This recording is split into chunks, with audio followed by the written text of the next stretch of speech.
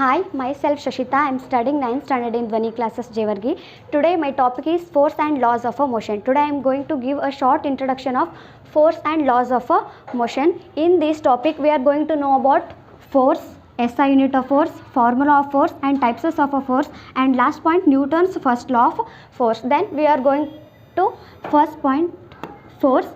Force means the push or pull experienced by an object, it is called as a force. Then force is a vector quantity having both magnitude and direction. Then we are going to next point, SI unit of a force. The SI unit of a force is a Newton. We can write like this. Then it is the SI unit of a force. Now we are going to next point, the formula of a force. The formula of a force is mass into acceleration. Right, we can write like this. F is equal to m into a.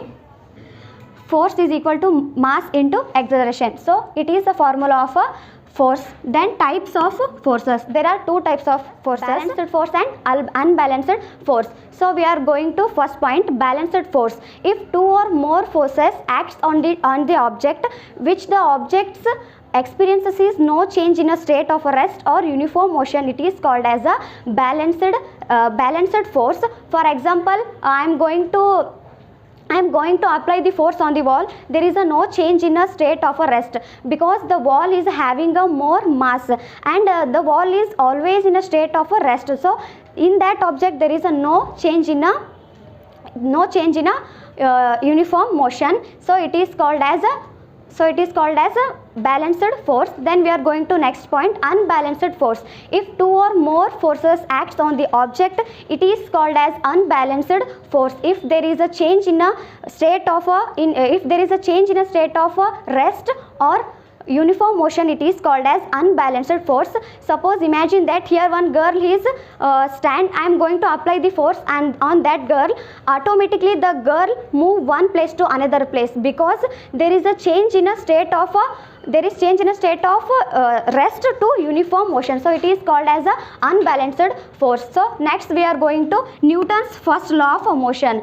An object remains in a state of a rest or uniform motion unless an external forces acts on it. So it is called as Newton's first law of motion. For example, the earth revolving our sun. Suppose we are going to apply the force on the earth, there is no change in a uniform motion because the earth always revolving the sun. It is the earth's duty. So in that earth there is no change in a